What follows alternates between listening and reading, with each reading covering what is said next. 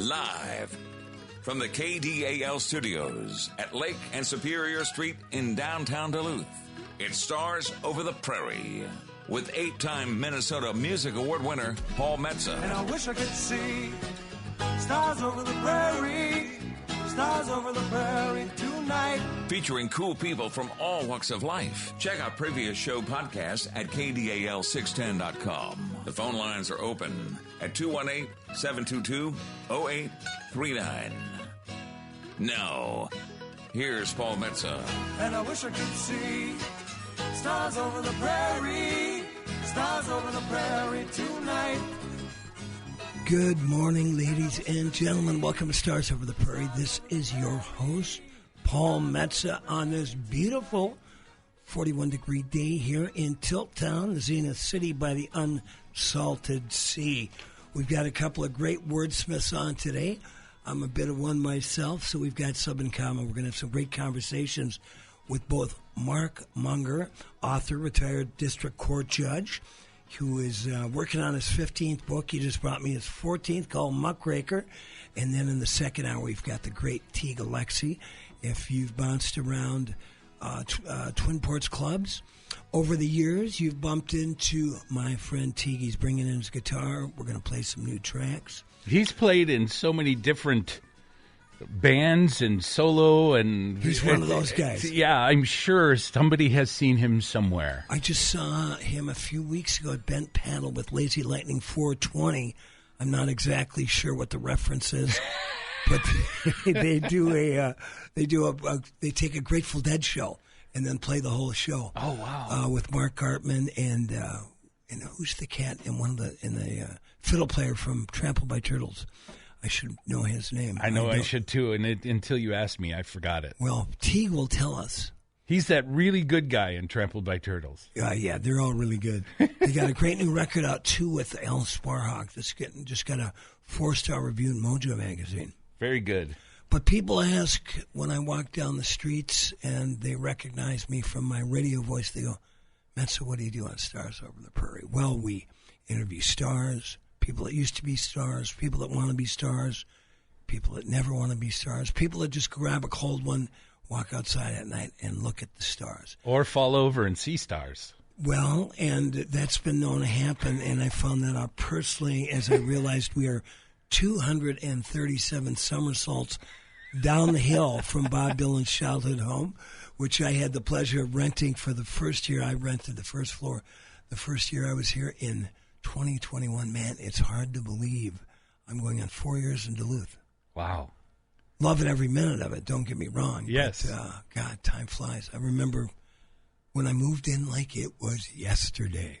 And it's nice having you here because it just adds to more culture. The Duluth is really, really growing, both musically, playhouse-wise. I mean, all parts of the culture, painting, it's all growing, and you are helping to do that. Well, thank you. Well, we, when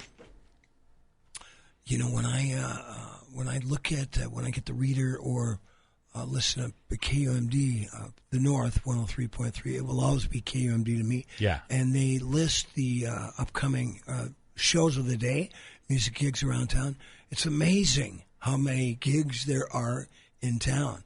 I play every Sunday at Carmody's Pub, although I'm not there this Easter or the next one, but I'll be back. I usually play there 4 to 6. But I think in a way there might be more gigs in the Twin Ports for working musicians than there are for my friends in Minneapolis right now. Oh, I agree with that. You know? And I think the pay is better, I think, because more people are supporting that. Well, I'm all for musicians getting paid more. You know what we do here on Stars Over the Prairie? We celebrate people's birthdays. And today is the last day. If you're in Aries, this is your last day to celebrate. But if you were born today, April 19th, this is what your year looks like. It's a year of benefits from cooperation and a strong focus on your connection.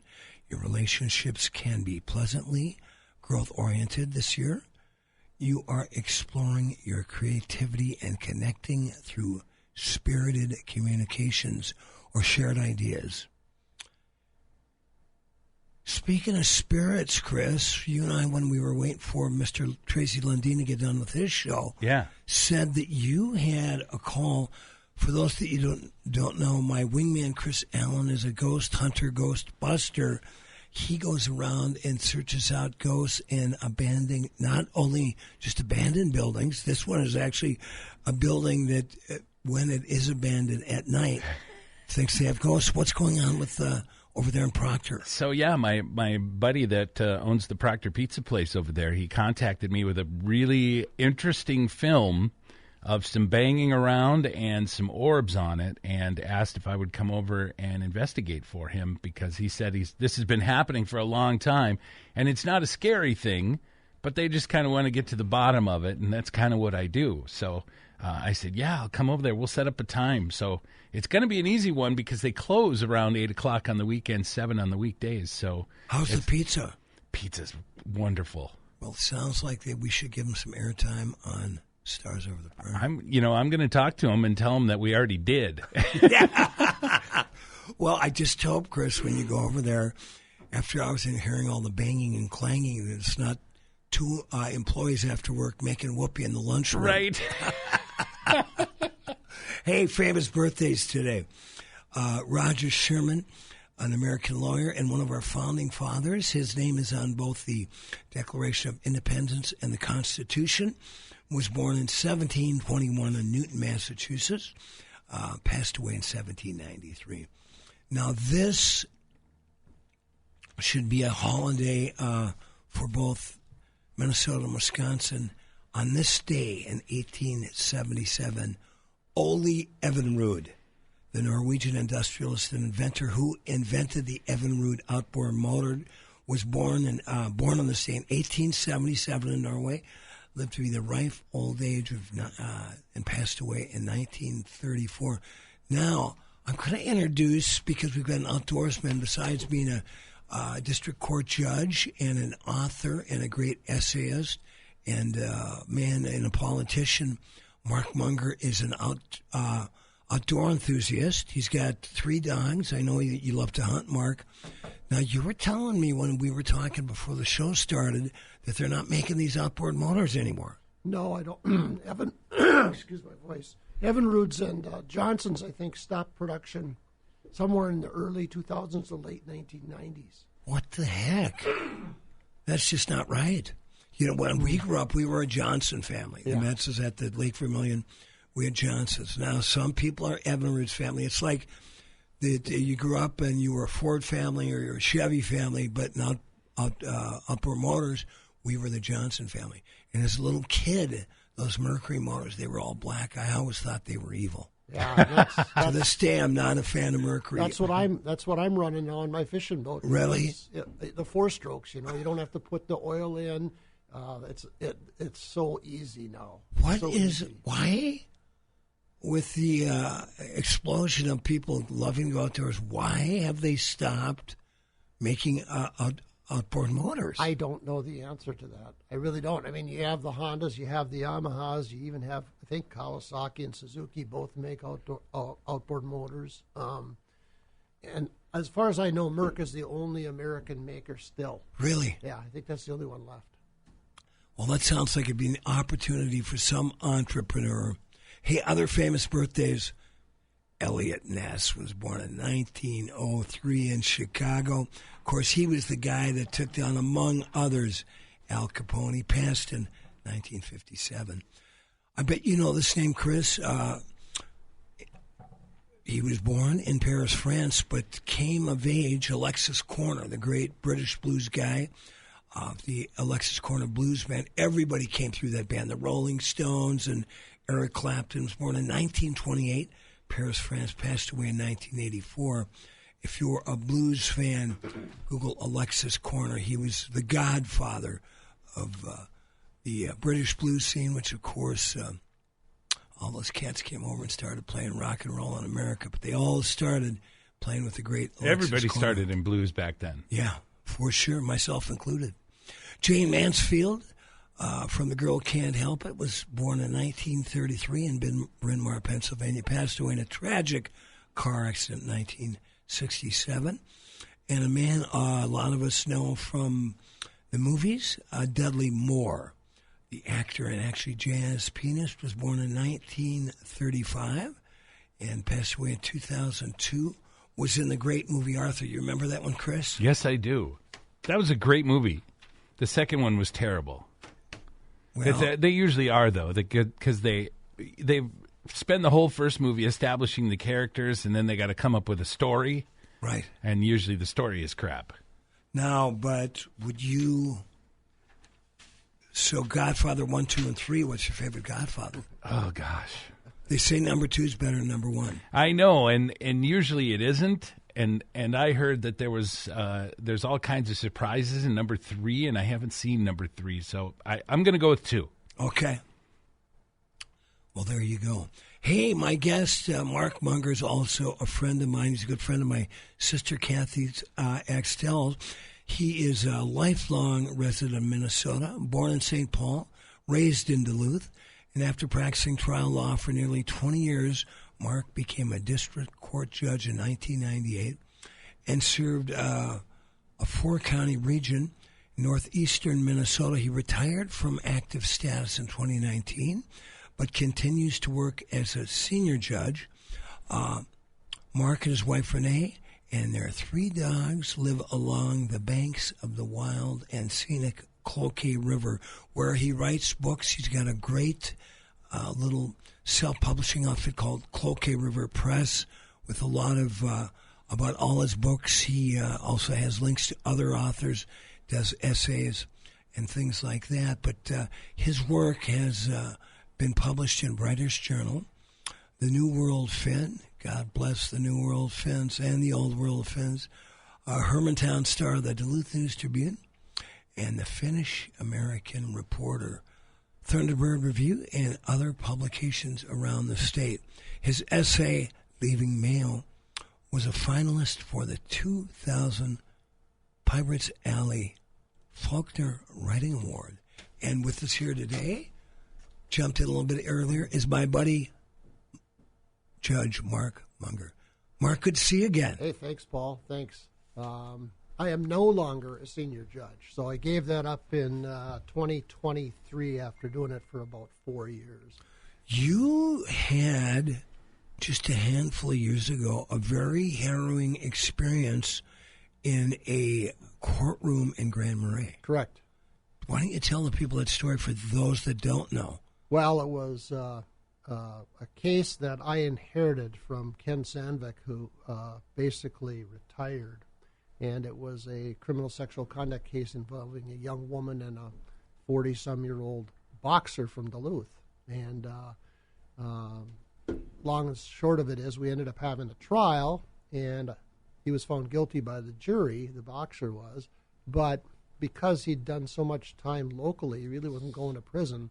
The only real consequence for him was going to be he was going to have to register as a sex offender.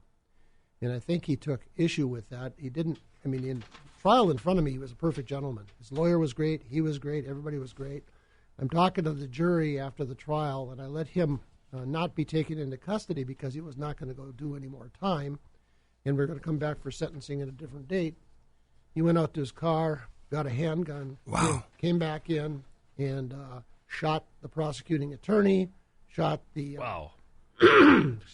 shot the victim's father, who had nothing to do with the trial, by the way. Wow. The victim's father never even testified. He was just there for the final arguments that day. Mom had testified, but he never did. And the only good thing was he had a revolver, so once he expended all 6 shots, he had no more rounds. Wow. And I was in the courtroom maybe 30 feet away, behind closed doors, because I was talking to the jury after the case. I always liked, when I was a judge, to ask, how did things go for you? What can we do better to make your service as a juror better? I don't ask them about their deliberations. I don't ask them why they did what they did, whether, guilty, not guilty, whatever. And you could hear it out in the hallway. It sounded like plates being dropped. And my mind said gunshots. Wow. So I told our bailiff, Gary, who was a ex-Twin Cities sheriff's deputy, who was armed, by the way, which that's not normally what happens in courthouses. They're not always armed. He was. I sent him out, locked the door behind him. He went out to confront the gunman. and he and the gunman ended up tussling on the floor over the gun, Wow. his gun, because he had it pulled, obviously. And long story short, my hero of the day is Molly Hicken, who was the assistant county attorney who tried the case. She ended up in her skirt that she wore for the trial, because we just finished the trial, and high heels. She ends up on top of the guy fighting with him and the deputy over the gun. She bites him in the hand. Deputy got the magazine ejected, so there's only one round left in the automatic. That round went through the ceiling, but eventually law enforcement came and things were subdued. But I was in there with the jurors, and I was locking the jurors away. It was really harrowing. I don't think my adrenaline stopped pumping for 3 or 4 days. Ultimately, the gentleman was, obviously arrested on that. He actually died in the St. Louis County Jail of a respiratory ailment not related to anything. So he never came to trial for the shooting in the courthouse. So who was actually wounded then? Did he? So he wounded Tim Scannell, who was the county attorney at the time, and Greg Anderson, who was the father of the girl who was involved in the case. But not life-threatening? Well, they were pretty serious. Oh, yeah, sure. they were both down here at, I think it was St. Luke's. I visited both of them after everything, all the dust cleared, et cetera. So I visited both victims at their bedsides in the hospital, just to see how they were doing, and they were both awake and talking, but they both had three shots to each of them. Wow. Yeah. That's incredible. Yeah, and had he gotten that fully loaded Glock, I don't know if it was a Glock 17, 19, what it was, but with that full magazine, I don't know what he would have done. Wow. That is a trying day at work. Yeah, it was. It was. I tried to come back. I tried to come back to work on Monday because this happened on I think that was a Thursday. I tried to come back the next Monday, and I had to tell Sean Florkey, who was our chief judge at the time. I came to the courthouse. I said, I can't do this, Sean. Wow. I got to go home. I got to go home. Yeah. So I had a little therapy after that and stuff. But it was a harrowing. Oh, that's PTSD. It was written all over it. Yeah. So where did you are a Duluth Denfeld grad? I am. Okay. And where did you go to law school? William Mitchell down in the cities. I went the old-fashioned way. I went to night law school, so I worked full-time in the days. What were you doing during the day? First started off serving process, divorce cases in serving guys in bars, basically was the gig. Right. And then I worked for a couple of different law firms. I worked for the state of Minnesota as a law clerk. Did you ever have a pop yourself when you were sitting in the bar towards the end of the day? No. Not then. I still had to go to class at night. So no. Oh, right. No. So after, did you ever know a guy I met when I was playing down there in the actually starting in the early 80s? There was a guy that a lot of people that I met over the years was a professor there named Peter Erlander. I know the name, but I never had him. Yeah. Yeah, a lot of friends my age that went into law studied under Peter. What? So how long? So when did you end up back in Duluth? 81. Okay. Yeah. So I graduated from Denfeld, went to UMD, got my degree from UMD, went to law school, came back and started practicing with my dad and his partners, and was with them for 12 years. Then I went to another law firm for 5 as a partner there, and then I ran for and became a judge. Now, what is the process to become a judge? Is that normally, with some rare exceptions,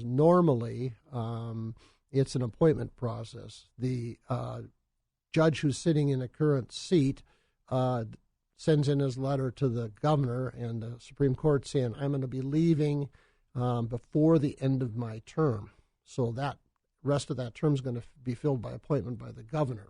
And the governor goes through, he has a selection committee that interviews folks, and usually the governor gets 3 names from that selection commission, and he picks one, right? In my case, we had it was interesting. We had a judge who had been appointed by Rudy Perpich, good Democrat, and at the time, Arnie Carlson, who I consider to be a good Democrat in these environments. I actually voted for Arnie in '92 for several reasons. Number one, he's a very stand-up guy. Yeah. Number two, he was one of the first guys to come out in 92 for the legalization of marijuana, which was so far ahead of the curve, especially for a Republican to do that. And, of course, he got booted out of the Republican Party along with Dave Durenberger and Al Quie, which that one shocked me. But anyway, long story short, so whatever, the judge that was sitting, Galen Wilson, who's passed away, Galen did not want a Republican governor appointing to his seat, so he served out his term, which meant there was an election. So I ran in 4 counties, St. Louis County, Cook County, Lake County, and Carleton County. So I had lawn signs. I had 1,200 lawn signs out all across that district. And I won. And so after that, every 6 years you get, every 4 years, every 4 years you have to face re-election. I got re-elected 3 or 4 times after that. So you don't have to actually take a judge test? No, there's no judge test. You have to have a law license. You have to sit in on America's Got Talent for a while. No, The Voice. You have to be on The Voice. There you go. You have to be on The Voice. Hey, you're listening to Stars Over the Prairie on the Big K, KDAL. 610 AM, 103.9 FM. We've got Mark Munger on. He's used to be a judge, and now he's an author. We're going to talk about his everything, his books and his writing style. He's going to read some. He brought a new book called Muckraker. And then in the second hour of Stars of the Prairie, we're going to have the great Teague Alexi with us. But right now, we are going to listen to our fine sponsors that keep us on the air every week from 10 a.m. to noon on the Big K. I'm Lucas, and I had Z-LASIK at Weiss Eye Center. Went great. Little to no pain yesterday. Surgery went great. Everything else went home, took a nap, woke up, and haven't really had any pain since. Everybody was super nice and talked you through every step of the way, and I barely had to ask any questions because they knew what to say. They filled it all in. For me, it'll just be snowmobiling's my big one. I try to do a lot of riding in the winter. I farm in the summer, so this year was a big difference where a couple of times I had to borrow somebody's helmet, so I put my glasses on and ride because just the weather conditions, everything else, out there riding blind. So I'm really excited for that. It's well worth the money, and it's going to change my life for a long time, I'll tell you that. Weiss Eye Center is the only clinic to offer blade-free Z-LASIK in the Northland.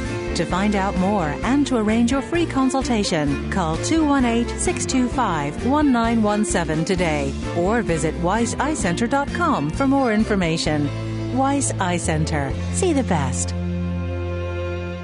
If you're looking for a great hang in downtown Duluth, I highly suggest Carmody's Irish Pub. They're located at 308 East Superior Street, open Tuesday through Sunday. The host and hostess are Eddie and Liz. Eddie is a retired Chicago cop. If he happens to be in the club when you're there, talk to him. He's got more stories than I do. They've also got a great jam session every Tuesday night from 8 to 11 with Bruce Woodman. So if you're a musician, tried and true, that has been out there playing and just want to go try out some new stuff, go down and hang out with Bruce and the crew. Or if you're just up and coming, bring your horn or your stringed instrument or just want to sing. Go sit in with Bruce Woodman every Tuesday night at Carmody's Pub, 308 East Superior Street. River City Records and Books, voted Best Record Store of 2023 in the Twin Ports by the Duluth Reader, has in stock thousands of new and used vinyl records, from classic rock to punk, grunge and metal, to hip-hop, rap, and jazz, reggae, and dub. Thousands of books, CDs, DVDs, Blu-ray, and VHS. Also a large selection of cassettes, comic books, and music magazines. Stop in and see them at 1814 West Superior Street in the friendly Lincoln Park Craft District. Open 9 to 7, 7 days a week.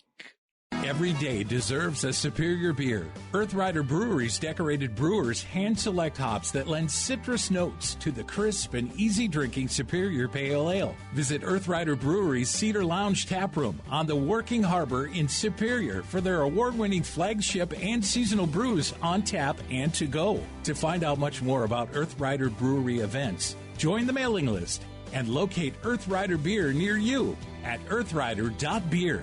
Hold fast. Hey, this is Charlie Parr. You are listening to Stars Over the Prairie radio show with Paul Metsa on KDAL 610 AM or 103.9 on your FM dial. Which means you are back, as Charlie said, with Stars Over the Prairie on KDAL. This is your host, Paul Metsa. My guest in the first hour today is retired District Court Judge Mark Munger and a prolific writer. He's working on his 15th book, and we're going to talk now about how Mr. Munger got into writing. Mark, where did it all start for you? Well, I've always been a writer. I mean, I had a book from first grade that was called The Piratas and the Two Man, which was the Pirates and the Two Man. I couldn't spell then. I can't spell now. So Right. I'm glad there's a dictionary and spell check. But I was always, my mom read to me as a kid. My dad never did, but my mom did. And I always have been a Dads don't have time for that No, stuff. and he was building a career as a lawyer. He was a trial lawyer, et cetera. I mean, the old thing that we all went through with our dads, you know. Right. If they showed up at a baseball game, it was a hell of a day, right? Oh, I remember the one time my dad showed up at a Little League game. I know, you're kind of opening up some dark places in my heart, Mark. My mother, That's though, true. she used to drive me to gigs when I was, in 12 years old. Yeah. And my biggest supporter, my dad always used to say, when I told him I was going to become a professional musician, he said, Paul, it's a good avocation, but it's not a good vocation. Well, back then I didn't even know what avocation meant. But now, after being in it for 40 years, I go, there's days when I have to struggle a little more than usual. I go, you know what? The old man was right. Oh, yeah. Yeah. I think the best advice you can give to anybody that wants to be a writer or an artist or a musician or whatever the case may be, something creative, is that we all think differently. And that it's hard to talk somebody into that because they've already got it in their blood. Yeah. Yeah. Yeah, that's true. And so, first grade, I wrote this thing, and from then on, I was always writing. But I really didn't do anything serious. I mean, I was the sports editor of the Denfeld Criterion, and I worked for the Statesman a little bit at UMD. But in terms of creative writing, didn't do much until I had a back fusion in 1991. And while I was recovering, my wife said, you're a type A personality, you're OCD, you're going to drive me nuts, because I was off work back then, a back fusion took you off of work for 3 months. I had my second back fusion this last December. The difference between 91 and then, I mean, I was back doing my normal stuff within probably a month. Wow. Right? But anyway, so I was going to be off work. She said, why don't you write a book? You've always wanted to write a book. Stay out of my hair. Yeah, and I thought, okay, so as I was doing my recovery walks, I started thinking about what would I write about, right? And Grisham was just starting. Sure. Time to Kill had just made the New York Times best-selling list. The Firm was going to be coming out. So, I was thinking, I was a lawyer at the time. I don't want to write a legal book, right? I could do that later. I want to write something different, something that'll pull me into maybe history, et cetera. And so I wrote a book called The Legacy, which was basically set during World War II, half of it involving the war in Yugoslavia, because my heritage on my grandfather, Kobe's side, K-O-B-E, is Slovenian. And he's a ranger, he was a miner, et cetera. All my relatives on that side of the family were all, Virginia, Ely, Aurora. And so I thought, I don't know anything about Yugoslavia during World War II or before. So I'm going to write this book, and that was where it started. Wow. So it was a love of history. So now let me go back to when you were in Denfeld, because I can name...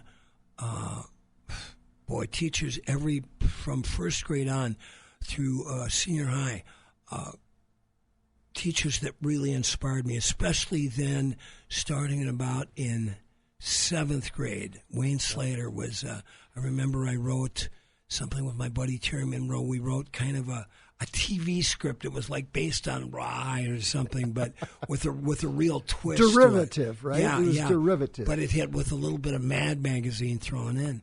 And when I presented it to him, he thought I had stolen it from somebody. Yeah. And I said, no, Mr. Slater, I wrote this thing. Yeah. And I remember he actually took me outside and accused me of plagiarism. And once he figured that out, he was really on my side as a writer. And I had that for every year going through junior high and high school. So who were some of did you have mentors in high school in English or history that you look back on and go, yeah, those were key parts of my scholarship. Absolutely. So it started a little earlier than that. 8th grade, this little fire plug of a teacher. Her name was, at that time, was Judy Infelice. She was from the range. She became Judy Bonovitz later on when she got married. But when I had her, Miss Infelice was this 4'10" force of nature. She was my English teacher, and she and I have remained friends till now. I mean, we were still friends, and I will always recount to her, you know, Judy, you gave me an A in your English class, and you gave me a U in conduct because I skipped to go play basketball. And she said, and you deserve both. Yeah. So she was a huge influence. Right. And she was a really good teacher. And then at Denfeld, I was on the newspaper, as I said, the Criterion, and so Miss Cohen, Goldie Cohen, whose brother was the editor of the Duluth News Tribune, she taught news writing, she taught regular English. I had her, and she was a taskmaster. Mm-hmm. I mean, but that was perfect for when you're writing a newspaper, a student newspaper. She was very particular about editing, et cetera, et cetera, et cetera. And learning to write on a deadline. Yep, and short. Yep. And short, which I don't write anymore short, usually. I'm pretty long-winded now, but she was a huge influence. And then on the history side of things, Marv Heikkinen, a great teacher at Denfeld, taught world politics. Marv and I served on the Denfeld Foundation board together. He was my football coach. I was a crappy football player, but you know what? He didn't hold that against me in the classroom. And a good Finn, sounds Oh, like. yeah. Oh, yeah. Yeah, he's from Esco, originally from Esco. So those are a couple of my mentors, yeah. So what, tell us that very first book then. What was the process like? How many pages did you write? How many did you get rid of? When I wrote my memoir for the U of M Press, Blue Guitar Highway, I got the deal in 2010. They offered me... Which you let me pre-read, by the way. At least the first, I think the first 150 pages that you had done, I pre-read it. That's right. Thank you very much for that. And I think I wrote over 500 pages. And by the time it was published, it was just under 280. It was about 278, 279. Yeah. So how many pages was your first book, The Legacy? And then who did the editing? I think that the finished printed version of The Legacy is it's under 400. It's like 386. And it was edited. I had it. That was actually published by Savage Press, Mike Savage over in Superior. So he had an editor who did the editing of that book. So that was the only book of all of my books that was actually published by somebody other than Cloquet River Press. But the interesting thing about The Legacy is, so I started working on that in 1991, and it didn't come out for a decade, or almost a decade. It came out in 2000. That's when it finally came out through Savage Press. But it was written longhand. Being a lawyer, I had access to an unlimited supply of yellow legal pads. Right. And so I wrote that thing longhand. And the reason I did is because, first of all, my typing skills were terrible. I had the old electric typewriter, but I wasn't going to try that. The second thing was our computers back then, even though we had one at the house, we got a Tandy in 1984, but the word processing was so clunky and so terrible. Until computers caught up with me, which was probably about the mid-'90s, that stayed a handwritten manuscript, and then I transferred it all into the computer. I can't even remember what program we used to do. It wasn't Word. It was some other program. And, eventually it gets to Mike Savage. He has it edited. We put it together, and we put it out, and it does really, really well. Sells like hotcakes. Wow. And so I thought, next stop, New York, right? Never happened. Right. It's like being a musician, right? Maybe, hey, this song is a great song. Christmas at Molly's. That should be as good as anything Springsteen wrote, right? Maybe it is, but it may not get you there, right?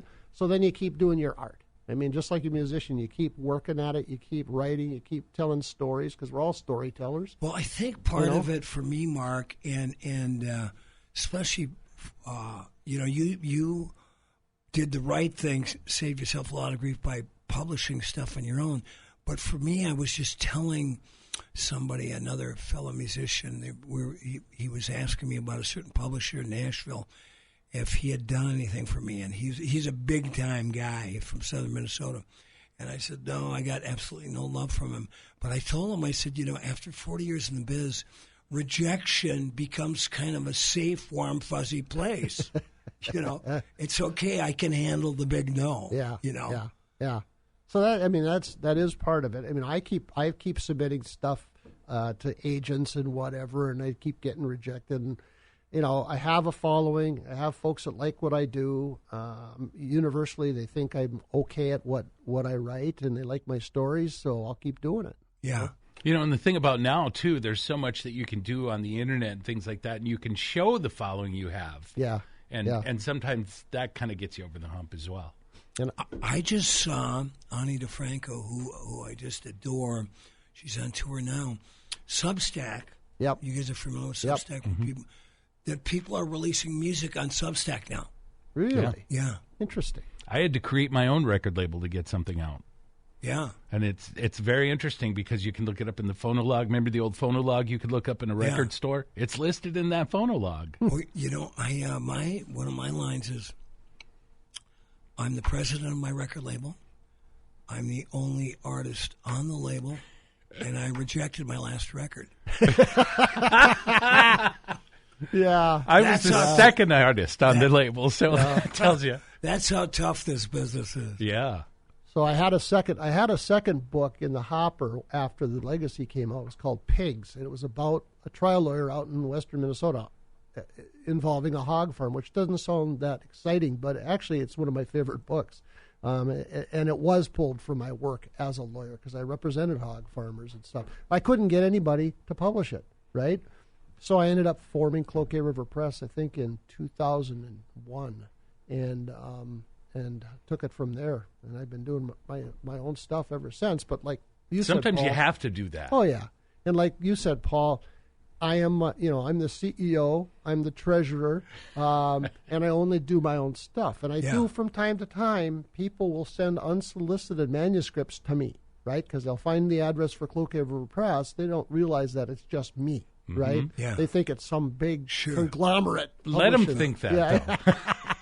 Well, I remember I bumped into you when my Blue Guitar Highway came out. Blue Guitar Highway came out in 2011. And I was going up to Land of the Loon Arts Festival, which I will be playing at on Saturday with my band Cats Under the Stars, celebrating our 50th anniversary. That's a big deal now. That's cool. I got to play it way back when, and it was just kind of fledgling. They were really trying to get artists, and now they're huge. They got you. They get and my mother started it. Really? In 1976 with her friend Pearl Antonovich. Yeah, I did it for years. That's where I bumped into you up there. When my book came out, I went and I got a card table and set it up, and I saw you. You were all set. You had your books and my little awning, my little easy up with my banners and all. I don't do that anymore. I don't do outdoors anymore. It's just too aggravating. It is hard. The weather thing with paper. Yeah. That's I used to do Blueberry Fest at Harvest Moon at Ely. I did the Fisherman's Picnic in Grand Marais. I did the Bayfield Apple Fest for years. And I don't all great places to be. Don't do any of them anymore. No. How are your sales at those? They were good, but I'll give you a great example. Bayfield Apple Fest, I think when I started doing it, that was one of the very first ones I did. The booth rental was like $200. Well, what does that get you? It gets you a 10-by-10 piece of asphalt, because you got to bring your own tent, tables, everything else, right? And I think by the time I stopped doing it, I guess it was like 2010, maybe 2011, somewhere in there. I think they were up to like $600. Wow. Yeah. And there's no possible way I could even break even. There's no way. But like Blueberry Fest in Ely was by far the best in terms of sales. I mean, first of all, you get a lot of Minneapolitans who have their big cabins and stuff around the Ely area, and they want to spend money, and they do. Well, there's a statistic that I stumbled on several years ago. There is more PhDs in the Ely area per capita than there is anywhere else in Minnesota. I can believe it. A lot of smart people up there. I can believe it. Mark Munger, why don't you read? I know you're going to bring something to read. What do you have for us? Sure. Well, I'll read you the prologue from Muckraker since I gave you a copy of it. And By the way, I love this cover. How'd you come up with that? Well, so the cover, I was struggling with the cover. Normally I do my own covers, but I wanted a special cover for this book, so I actually hired Tony Durkins. Very good. Yeah, and he actually, I did a biography of my Uncle Willard back in 2009. I've got that one. Yeah, I did that biography. He actually did the entire book layout for me on that book because I wanted it to be right? I didn't want any sloppiness or anything like that. Sometimes when you do it on your own, you can't really afford that. So I had Tony, I hired him just to do the cover in this book. So describe it a little bit because we are in the radio world. Sure. So it's a gangster with a Tommy gun, and that ties into the story. And he's walking in a night scene, and there's a shadow scene. It ties kind of in. a cobblestone. Yep. And street. It's actually going to tie in with what I'm going to read, which is the prologue, because it starts with the murder, and then the rest of it goes back and tells you why it happened. We are actually we've had Tony on the show a couple of times. Big fans of his work with Zenith City. Smart man. Press. I actually married him. I did his wedding. Really? He would have had John DeSanto because Will to Murder, that's Tony's biggest selling book, and John DeSanto was the prosecutor in the Caldwell murder cases, but John was busy, so I ended up filling in for John, and I did Tony's wedding. Yeah. What did you trade out? Fees for marrying him for a book cover? No. Hey, Mark, it's independent artistry. You got to do what you can. Anyway, so I'm very excited to listen to what you're going to read. Sure. So this is the prologue from Muckraker. This is Christmas Eve, 1931. The man eased his temperamental 1928 Oakland as close to the curb on Bloomington Avenue as poor snow plowing by Minneapolis Teamsters would allow. Earlier in the day, Bill Anderson, the former labor mayor of Minneapolis, had cajoled and berated and threatened the city plow truck drivers to clear the streets, boys, or start looking for other work. The man turned off the key to the Oakland, sat silently behind the steering wheel, and contemplated the waning day. A southbound streetcar, its lights swaying in time to the clickety-clack of the coach, rumbled down the middle of the avenue. A handful of passengers sat inside the streetcar. Many of the trolley riders had packages, likely from Dayton's or other storefronts lining Hennepin Avenue in downtown, stowed on empty seats. Darn holidays, the man cursed, using his right overshoe to close the driver's side door. Though he was a socialist, he was also a believer. The driver of the Oakland was not a communist, not an atheist Marxist hell-bent for leather to upend the American Republic and replace it with Soviet-style dictatorship. His politics were more in line with democratic socialism of Norman Thomas, Eugene Debs, Margaret Sanger. His outcry wasn't because he didn't celebrate Christmas or appreciate the symbolism of gift-giving. His angst came from the fact that, as the owner of a progressive weekly newspaper, his wallet was empty, his savings were insufficient to make next month's rent. As he stood on the sidewalk, his freshly polished black Oxford covered by rubber overshoes, the boots' black metal buckles undone, the man's attention was drawn to 5-year-old Marjorie, his eldest child. It was Christmas Eve.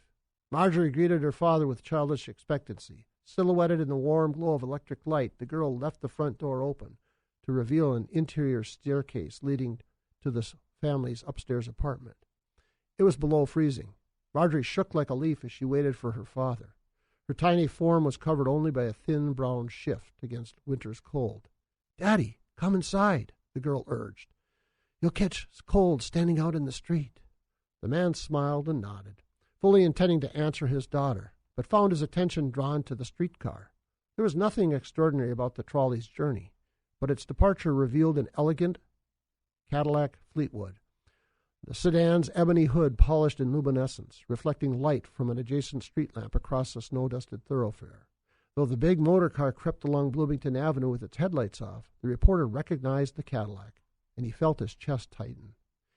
He was about to scuttle up the stairs and into the duplex when the rear passenger side window of the Cadillac rolled down to reveal the muzzle of a Thompson submachine gun. Cue Warren Zevon right now. Yeah, really. That is one of my favorites, by the way. My dad says to say hi. He says that he graduated in 55 from Denvelt and knows your sister. Oh, Annie. Yeah. Annie. Yeah, she works at Mildred Wan. He says he's also on the Save Lake Superior Association that I'm on. Okay, cool. Cool. Well, we've got. It's nice that your dad's. Well, see, we were just talking about how dads don't pay enough attention to his kids, and now he's listening to the show. And he knows technology. That's even better. Well, I wouldn't say he knows it. Okay. Sorry, Dad, but I think that between my brother and I, we've set him up a little bit. There you go. So, yeah. I love that. Of my very first place I lived when I moved to Minneapolis in '78 was Bloomington Avenue. Oh, yeah. So I love that. What? Tell us about Muckraker. Sure. We the time and the stories and what's the gist? Sure.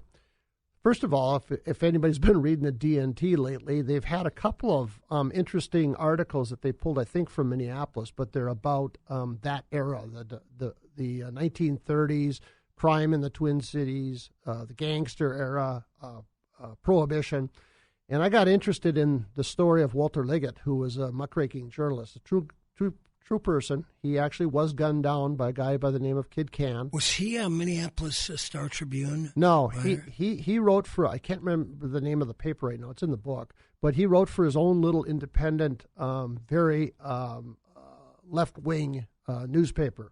And the gist was that Liggett supposedly was on the trail of my Uncle Willard's hero, Floyd B. Olson, the governor, really? Right? The farmer laborite governor at the time. And because Floyd B. Olson and Kid Can supposedly were friends and had grown up in the same North Minneapolis neighborhood and knew each other, and somehow there was a tie between them. What that tie was, I'm not sure because history doesn't tell us. But in any event, so Liggett is writing these muckraking, attacks on powers that be, including the governor, and he gets gunned down, which is the scene you see here. I fictionalized it. It's not his story. But it's a story of him, a governor, progressive governor, and the gangster. So the three main characters are from real life, but they're fictionalized. And I got interested in it because I heard the story of Walter Liggett on Garrison Keillor's A Writer's Almanac. Okay. He did it actually twice. And at the end of the book, I give him credit because he had the same story on twice, like 10 years apart. But I had never heard of Walter Liggett. I'm a history major. I'd never heard of any of this. And I thought, wow, what an interesting story. A muckraking journalist, gangsters, corrupt politicians, right, et cetera, et cetera. So that's what the book's about. Boy, and that's such a fascinating time. And you read about the history of St. Paul, where the mayor looked the other way. Oh, yeah, that's in the book. Yeah. And who was the mayor back then in St. Paul? I don't remember. Yeah. But the layover agreement where they let the gangsters come into town as long as they promise not to commit a crime within 100 miles or whatever it was. And their money was passed between the chief of police and the gangsters, and it was a crazy time for sure. There's a great book written by Paul Maccabee called Dillinger Slept Here. Sure, it covers a lot of that. When I lived with this lovely gal, still one of my best friends, Amy Downland, she lived outside of White Bear Lake, but so we go to Montemedi. Okay. For dinner. There was a really good old school steakhouse there that was been there since like the late 20s. And the story has it that Ma Barker and her gang used to hang out. A lot of gangsters hung out in that area. A lot of bootleggers and things. But the great story was we went there, and I remember great prime rib that night.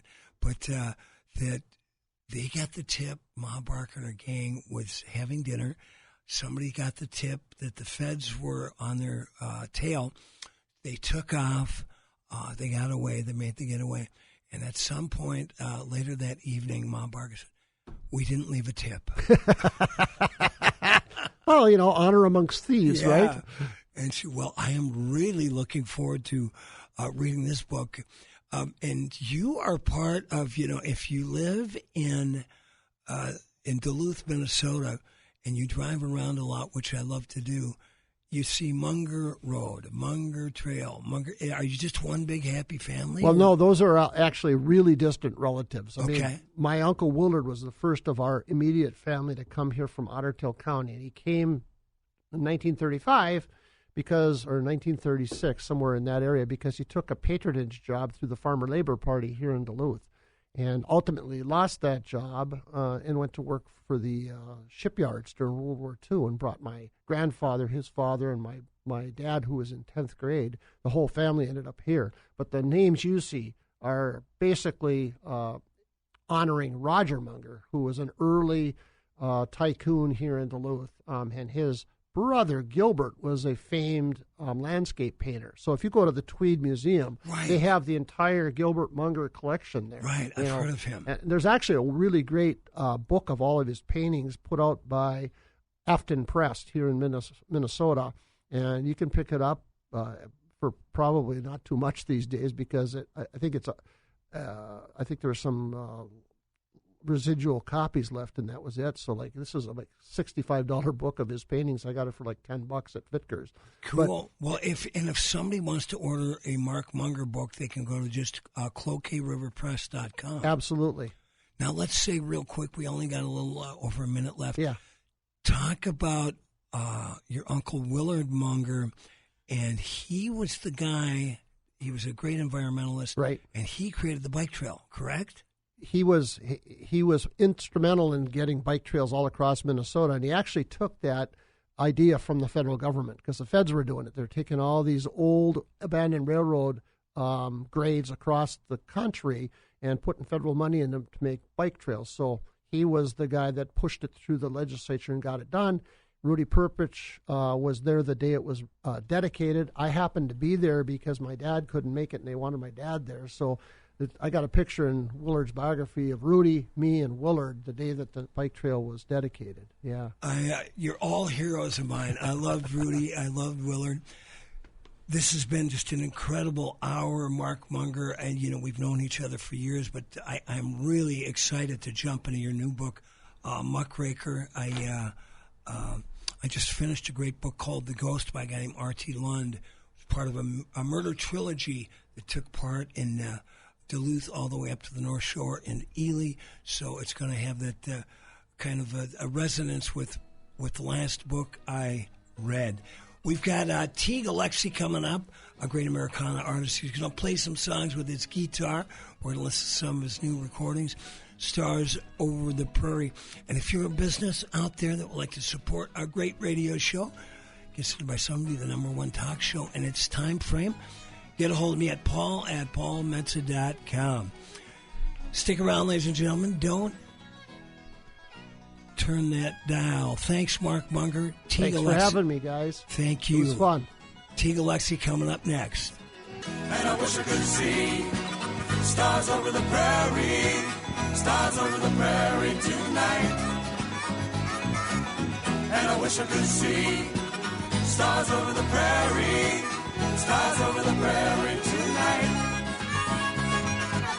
And I wish I could see stars over the prairie. Your home for Bulldog hockey. Score! 103.9 W280 FB FM 610 AM KDAL Duluth Superior, Midwest Communication Station. KDAL. Live. It Stars Over the Prairie with 8-time Minnesota Music Award-winning songwriter, musician, author, and historian Paul Metsa. Check out previous show podcasts at KDAL610.com. Now, here's Paul Metsa.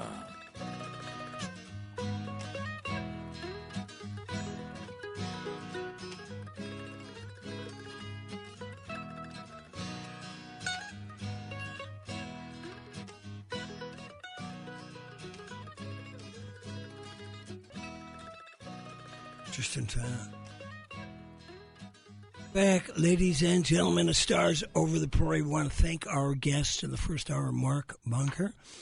I'm looking at this really cool cover of his new book, Muckraker. I am starting that one tonight. Well, we are really excited to have in for the second time. We started on the show March 16th, 2024. Here we are, 13 months into it. One of our first guests was the man who was with us today, a man that I met for the first time, God, I don't know, 7-8 years ago down in outside of Winona. Where was it? Hotel yeah. Trempolo. Right? Yeah. That was great, Paul, because I really appreciated that because, like I've always known who you are, and for you to come up and introduce yourself to me, I was man, I know who you are, Paul. I really appreciate those moments. I remember when I first moved to Duluth, Alan Sparhawk did that to me. Like everyone knew, he was like, oh yeah, the guy. I mean, he's still the guy. Yeah, but he is back still the then guy. he was the guy, and I was just like just starting to play my first professional shows with a band and just trying to figure out what I was doing. I remember he came up and introduced himself to me and knew what I was doing, knew something about my music, and I was just like, so cool, I didn't deserve, he it didn't is have really to do cool. that. So I appreciated that. It was a no problem. I love your music. Thanks, man. But he was did the same thing to me. I mean, I met him years ago somewhere, and but once I started getting to know him, when I moved up here, man, he knew some of my music better than I did. It was very complimentary, and man, that guy's about as deep as an artist as anybody I've ever met in any city I've ever been in, and I've been in a lot of cool cities. But Teague Alexi is you've been in the Twin Ports for how long? I moved here in 2000. So you're almost an old timer at this point. Yeah, I've been through a lifetime here in Minnesota. I used to live in the woods down in Holyoke. Shout out to all the good people down there. Let's mention the Duquette General Store for talking Holyoke. Oh, yeah, that was part of my life for a long time. It's a beautiful part of. I like when I occasionally when I have time, even before I moved up here, I always took the cutoff at Sandstone and took 23 all the way down through. Smart man. Yeah, Jay Cook State Park, and it was just such a beautiful drive. Yeah. I'll never forget. I was driving along this to City of New Orleans, and it just kind of came up. Willie's version of the great Steve Goodman song. Just as I'm driving along on Highway 23, this train rolls by and blows its whistle. I go, I am in the right place at the right time. Yeah, when I was living out there, my brother Ian decided to move. He followed me out here in 2000. I want to say 2003. It might have been 2004. Yeah, you're right, 2003, because I was on Cat Country at that time, and I think you guys had contacted us about playing somewhere and wanted to come in and play on the morning show I was on. Oh, yeah? Okay, wow, good memory. Good memory. Good to have a fact checker here. Yeah, for sure. But when he moved here, we were trying to figure out, like, we wanted to play together, and we weren't sure exactly, like, we wanted to have, like, you figure out what kind of music we were going to play together, and we kind of settled on, like, kind of taking it back and playing roots music. But I remember when we were talking about our first album, the way we defined it was we wanted the album to sound like a soundtrack to that drive that you're talking about. Right, cool. Like up and down Highway 23. That was real. Because there's a song in there called Holyoke. You drive through Holyoke. Oh, nice. There's mentions of trains. There's mentions of woods, rural living. So that was like the idea of the original sound of what we were trying to do. Well, I've got to say that Duquette General Store has some of the best porchetta I've ever had in my life. Chris, we got to drive out there one day just to get some porchetta sandwiches. I hear you. They've also got good ribs. As long as you're buying. Oh, it's cheap. It's priced fairly. Oh, yeah, it is priced fairly. Yeah. Hey, well, you brought your guitar, and we're going to play some music you just got done recording. But let's hear a live number by the great Teague Alexi. Great, yeah. I'll do a Hobo Nephew song.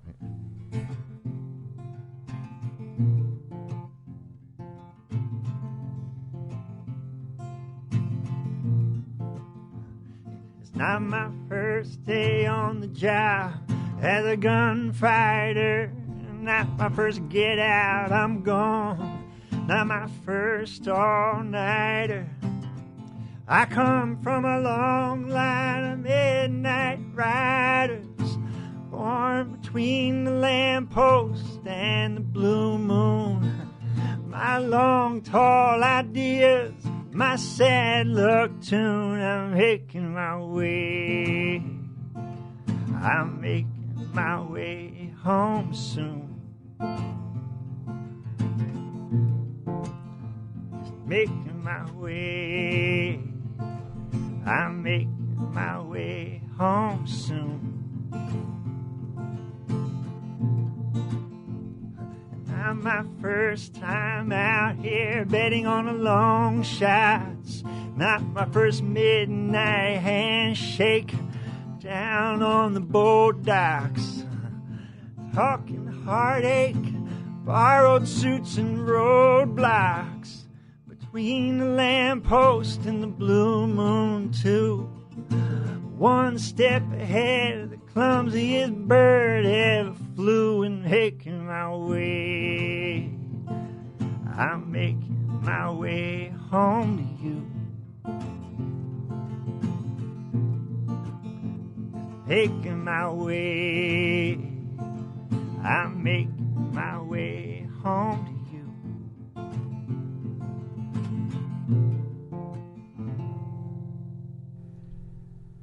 Wow. I love that song, man. Some great lyrics in there.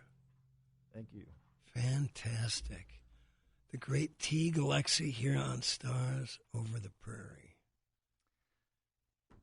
Yeah, Luke and the Cool Hands, Minneapolis band, covers that song sometimes. Oh, cool! Shout out to them.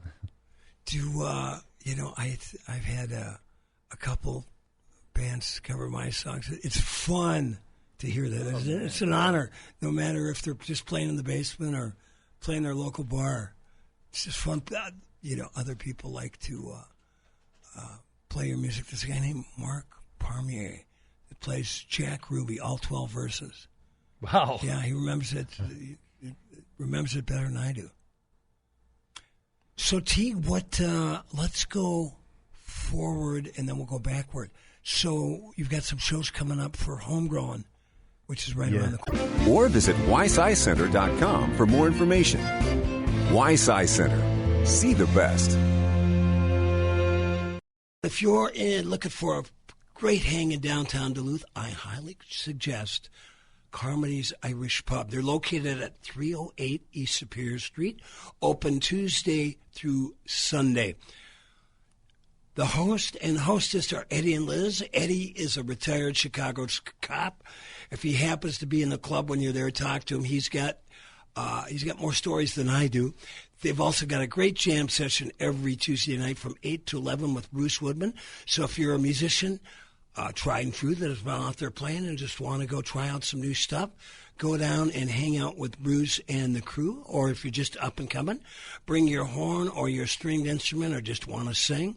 Go sit in with Bruce Woodman every Tuesday night at Carmody's Pub, 308 East Superior Street. River City Records and Books, voted best record store of 2023 in the Twin Ports by the Duluth Reader, has in stock thousands of new and used vinyl records, from classic rock to punk, grunge and metal, to hip-hop, rap, jazz, reggae, and dub. Thousands of books, CDs, DVDs, Blu-ray, and VHS. Also a large selection of cassettes, comic books, and music magazines. Stop in and see them at 1814 West Superior Street in the friendly Lincoln Park Craft District. Open 9 to 7, 7 days a week. Hi, this is Liza Minnelli. And you're listening to Stars Over the Prairie with Paul Metsa on KDAL.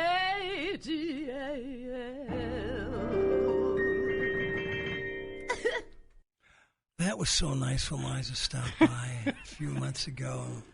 Not many, I don't think. It's hard to get the big stars. It's hard, and you could feel the love in her voice. Right. And probably the paycheck you had to give her, too. Oh, well, you get what you pay for, right, Chris Allen. You're listening to Stars Over the Prairie. This is your host, Paul Metsa. We had Mark Munger on, a great author, former judge, reading from his new book, Muckraker. Go to Cloquet River Press. Find out more of his books. He's got 14. He's working on number 15. That is a lot of books. And don't forget to tell them if they missed it and they're just tuning in now and they want to hear it, they can go to our podcast that's up every week at the website. KDL610.com. Yeah. Hey, and before I forget, I'm producing a big benefit for Ukraine. Performers include myself, Mark and Nancy Rubin, Aaron Aldrich, Christopher David Hansen, John Ward and Laurie Hatton, Whiskey River, Timothy Martin, Rianne Tepler, Sonia Martin, Liesl Wilson, the Mann Brothers, Superior Siren, George Ellsworth, The Climbs, and a band I went and saw rehearsal, the Duluth Superior Harbor Masters. Have you ever heard these guys? No. They're a barbershop quartet when they sing as a four-piece, but they had 15 guys. So they're going to have at least 10 guys at the Ukraine Benefit Wednesday, May 14th, 2025. Showtime's at 7 at Sacred Heart Music Center. And just go to sacredheartmusiccenter.org to find out more. sacredheartmusic.org to find out more. So good benefit for a great cause. And I'll be there hosting. You will be hosting, Chris Allen. Yeah, so we'll have everybody from the show there. If you think about it. And I asked Teague, but he's so busy he never got back to me. But we got him here today. Teague, what about... I'll be there. Did you write a book? Did you do a book of poetry or something? Yeah, I brought a copy for you. I should have grabbed it. Oh, great. Would you read something from us? They're all pretty long. I don't know if they're very radio friendly. Okay. Maybe more like I think we need like a 3-4 hour program. I think that's what it's called, is a tease, so that people want to get it right. Yeah, I mean, I could read a little portion. Just read a little portion. Yeah. Okay. As long as we got the great Teague at Glexian, we might as well get...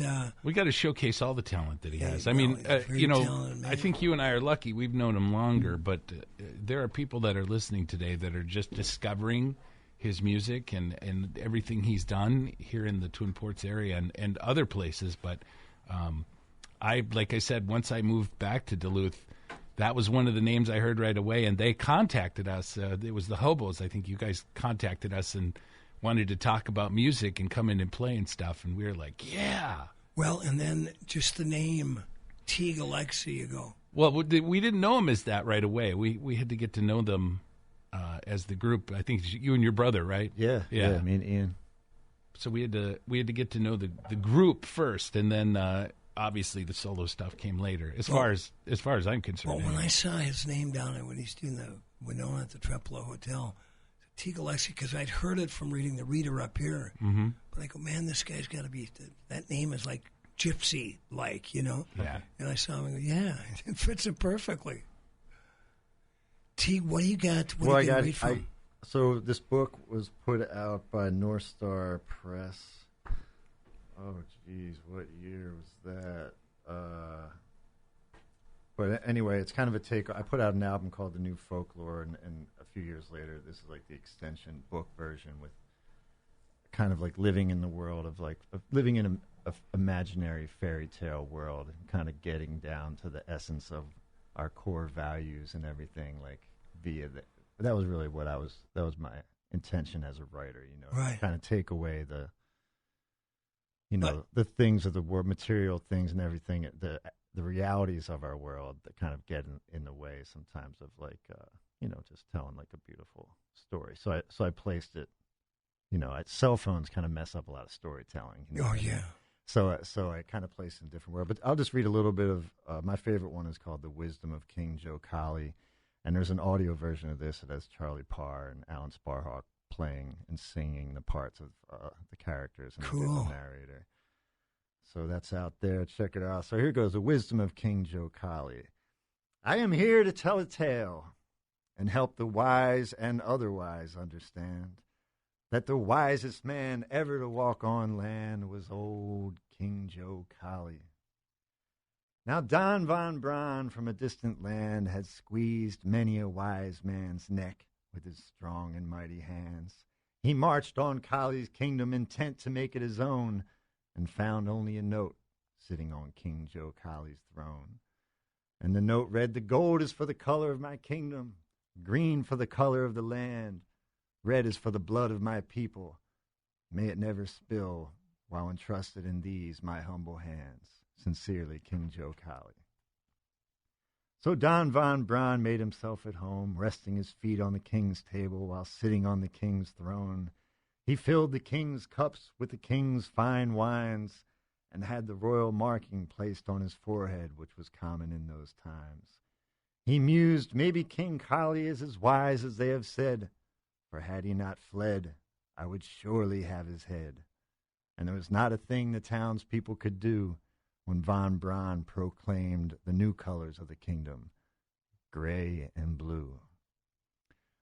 So that's the beginning of the tale there. Can I see that? Yeah, sure. Oh man, I love it.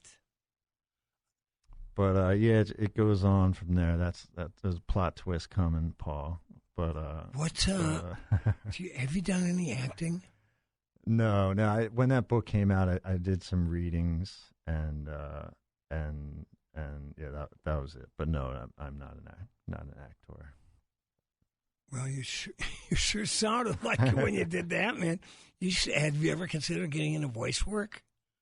I have some friends who do it, yeah. but no. The honest answer would be no. I've not considered that. I have a Jersey accent, Paul. I think that eliminates me, right? Jersey. You can't get a job in voice. Oh yeah, nowadays there's voice work for everything. I've done cartoons, video games, voiceovers for commercials, for tools, for trucks, for everything. And you have, Chris Allen, a wingman, you have a couple of voices you came up with, you were telling me a couple of weeks ago, a couple of cartoon voices? Well, I do a couple of cartoon voices, but I have reoccurring characters that have come up. Give us a little sample here before we get back to Teague Alexi. Well, one of them he is an entertainment person. I actually created a website because people didn't believe that I did that. So I'm kind of giving it up here a little bit. You want me to give you some lines to read in your voice? No, I can. All I need is an entertainment thing, and I can make that up. Let's see. Give me a star. Oh, here we go. That paragraph right there. Oh gosh. You're begging for it, Chris, and you don't even know it. Hey there! It's Philip Gregory. I hope you're all doing well. It's good to look at the stars. I'm an entertainer, and we need entertainers in this world, as we need doctors and teachers, the laughter of little girls. Come on. We need things to think about, things to make us smile, and lighten our burdens for just a little while. I'm Philip Gregory, and don't forget to keep looking at the stars. Boy, we got all kinds of voices going on here on Stars Over the Prairie. I do that entertainment. I did it on my show, and I do it a couple of radio stations around. I did it in Buffalo, New York for a while, and Brainerd, Minnesota. Well, that's covering the waterfront. Yeah, exactly. Back to our guest, Teague Alexi. Teague, where you playing now? You're doing Homegrown. Mention that gig again. And you told me as we were walking down the hallway to get to the show that your daughters are in town. Yeah, for the show. Yeah, and that's why I moved here back in 2000. Was when my oldest daughter was being born. But yeah, Karina and Annika will be back in town just by chance this weekend. And how old are they now? Will be here. 25 and 19. Wow, and you're only 21, so yeah, it's kind of crazy how the that math works out. out weird. I have all this experience, and yet still what'd you say? 21, yeah. So what do you have any regular gigs around town, or where can people I still do Mondays over at good old Sir Ben's. That's always a blast. This Monday, I'm bringing the Woodblind gang down for a little Easter Monday ska party, and we're announcing a show on Monday in Grand Rapids that we're doing, and we're also doing the Bayfront Reggae Fest.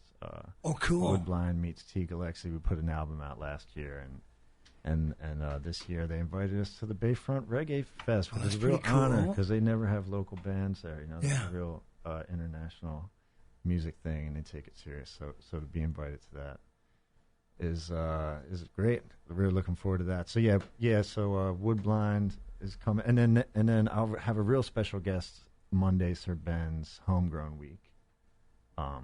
That we'll announce next week. You have to go in order to find out, right? We'll announce it next week. It's just a little early at the moment, but So Sir Ben's is a great one. What time on Mondays?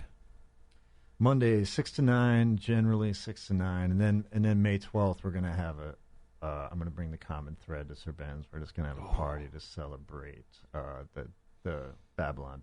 Oh, cool! Coming out. So. Do we have another track off that? We've got 3 others, and I listened to them all, and they're all fabulous. Thanks, so we got to play them. I was going to say the Working Man song would be a good setup because that's the live track from the Woodblind meets Teague Alexi album that we put out last year, and we're getting ready to play Homegrown next week. Woodblind is at we're playing Superior Night at Havana's. Cool. This live track is a good good kind of whole band jump up example of what we do live.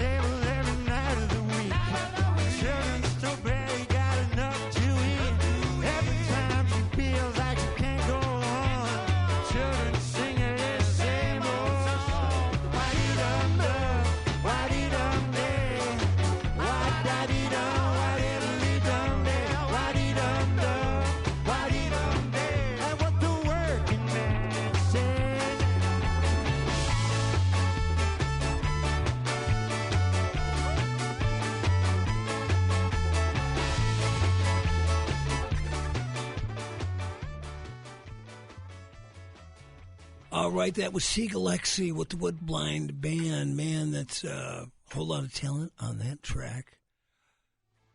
There's Teague, you're just kind of the king of the cross-pollination here. You did a thing where you read when Sparhawk and Charlie Parr played with you on that. You're with Woodblind.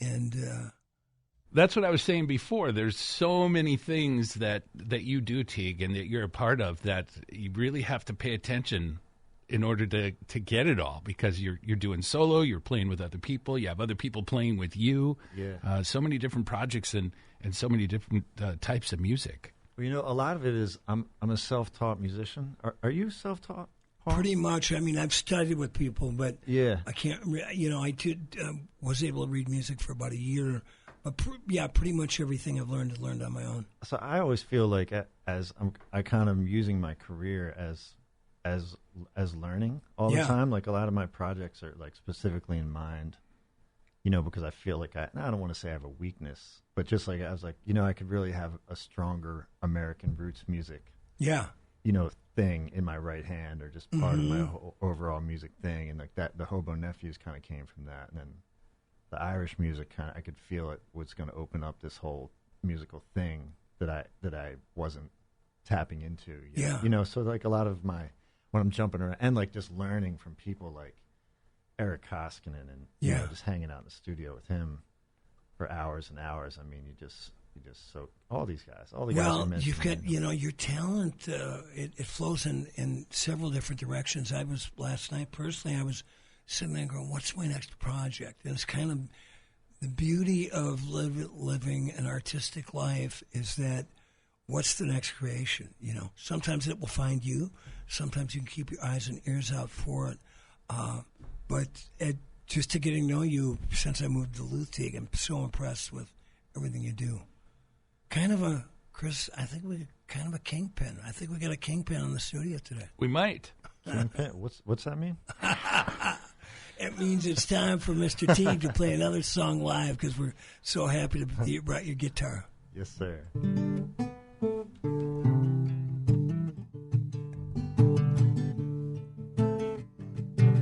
I am a lion, and I come for the lion's share.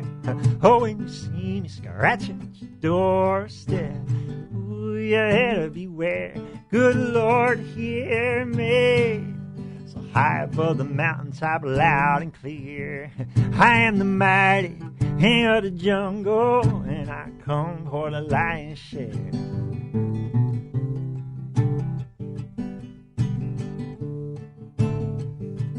I have been climbing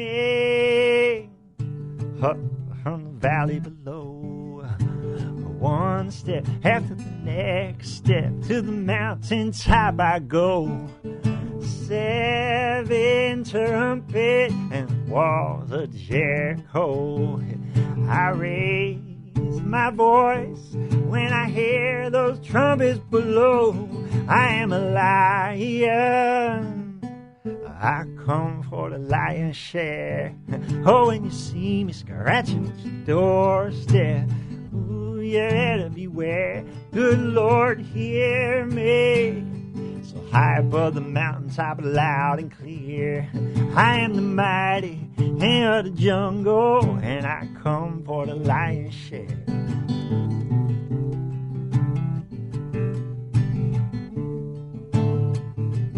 There are diamonds, there are pearls. Anything else, it's a con man's wink to a blind world.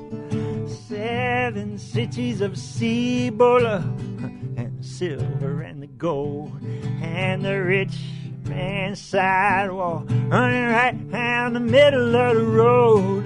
I say, whoa, no, no, no, not on this day. Somebody wanna give me something, somehow, some way. I am a lion, I come for the lion's share. Oh, when you see me scratching at your doorstep, ooh, you better beware. Good Lord, hear me. So high above the mountaintop, loud and clear, I am the mighty king of the jungle, and I come for the lion's share. I am the mighty king of the jungle, come for the lion's share. I am the mighty.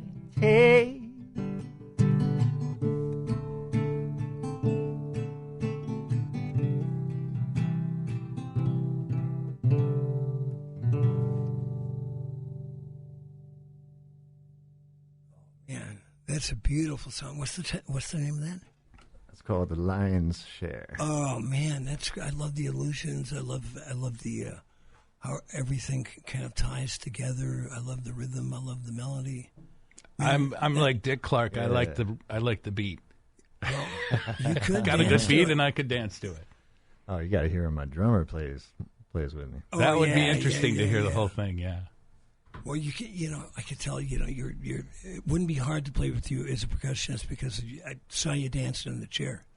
It's a beautiful, beautiful song. Thanks. Yeah, but it's hard to find. I'm really lucky to have Tyler Dubla in Duluth, man. Because it's hard to find the right guy, and he's always just like the kind of guy I never have to say a word. He's always, he's always he just senses it and knows it. It's the guy that interprets your music and doesn't play his thing. Yeah, we're just on the same vibe all the time. So well, we've got another. I love the title of this next track we're going to play.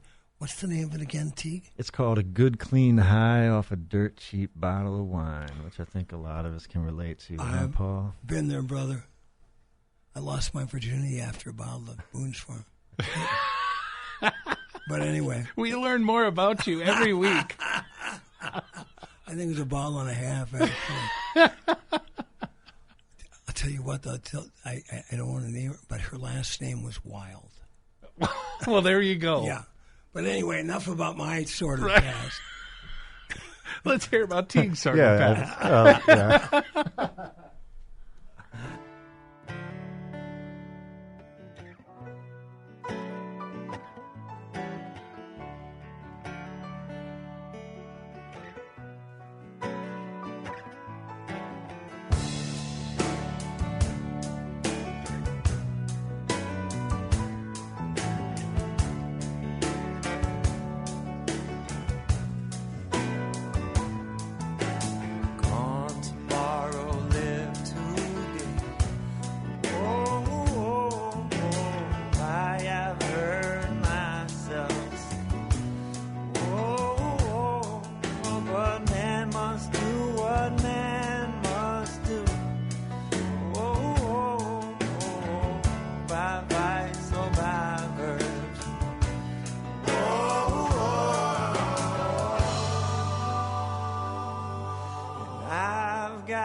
Trying to tell both sides of the story of a circle blue.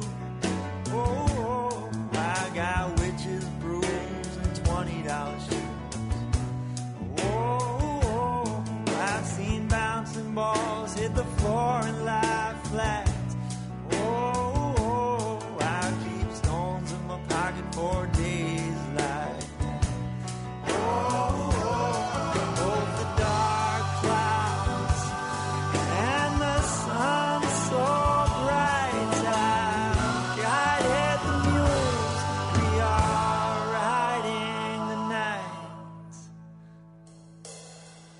I feel just fine.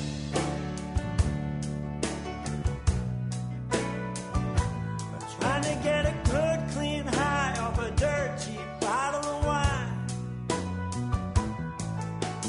Pianos fall out 9-story windows. Oh, and butterflies go the way the wind blows. And I wanna be a one-man riot, raising a big old ruckus in the name of a little bit of peace and quiet. And I know that beautiful women make the world go round. Oh, and foolish men turn it upside down. Oh, and welcome rugs, they cover trapdoors. Oh, goes to show there ain't no knowing. Oh, now sleep remains a stranger to many a man tonight, but I feel alright. I feel alright. I feel so fine. Oh, yeah. What was that title again, Teague? Good, clean, high off a dirt cheap bottle of wine. And that features the great Nicholas David. The great Nicholas David, The Feeling. Yeah. Man, that guy's Yeah. a great musician. Yeah, one of my favorite musicians, one of my favorite people. And He's a very and deep cat. for sure, man, in a lot of ways. And yeah, like I said, there's an unannounced special guest Monday, homegrown at Sir Ben's. Just want to mention that. Yeah. Sir Ben's. They've been supporting music for years. Yeah, that's where Unabridged played too. Was Yeah. Sir Ben. So we got lucky and got the second slot, and we had two excellent musicians that opened up for us. And then there was kind of a experimental DJ guy that came on after us. Yeah, they have all types. They Yeah. do it all over there. He's a great for the community, just like Jason Wusso in Jason does a Woodbine great and job. running Wusso's Concert Cafe. I'm honored to be in Woodbine, like we were talking about, like, and also Jimmy Cooper's in that band. Just a great. There's multiple music instructors in that band, Yeah. so it feels like such a community band between all the music instructors and Jason just being such a hub. Yeah. For young musicians and just for the community in general in West. And that guy England, works his butt off. Yeah, man. so yeah, You know, just running a cafe is tough enough, but he's playing right. all the time and he's booking music. I mean, he's got to have 12, 14-hour days like all the time. Oh man, Coffee's an amazing thing, huh? Yeah, right. Hey, before I forget, I'm putting a big benefit on for Ukraine, a great cause that I strongly believe when I did one for Nova Ukraine 2 years ago. We raised $2,500. I'm hoping to double or triple that. Benefit for Ukraine, Wednesday, May 14th, 2025, Sacred Heart Music Center. We will also be streaming it if you can't get there. But we're going to have musicians like Duluth Superior Harbor Masters, The Climbs, Whiskey River, Liesl Wilson, the Mann Brothers, Brianna Tipler, John Ward, and Lori Hatton, and more. That's May 14th. So, hey, Teague, it is so great to see you again. These new tracks sound beautiful. Thanks, you and I got to figure out a chance we got to play somewhere together so we can actually play together, be on the same bill. You play a little bit, I'll play a little bit. We'll play some together. Sounds great. I dig your stuff. I love that Lion Share song. Yeah, thank you, brother. Hey, we got some great shows coming up. We're going to be featuring some homegrown musicians in the next couple of weeks of shows here on Stars of the Prairie. If you got somebody with a story to tell, or you got a business that wants to get in front of a committed audience, email me personally at paul@paulmetsa.com. Thanks for listening. We'd like to thank Mark Munger, Teague Alexi, my guest, Wingman Chris Allen,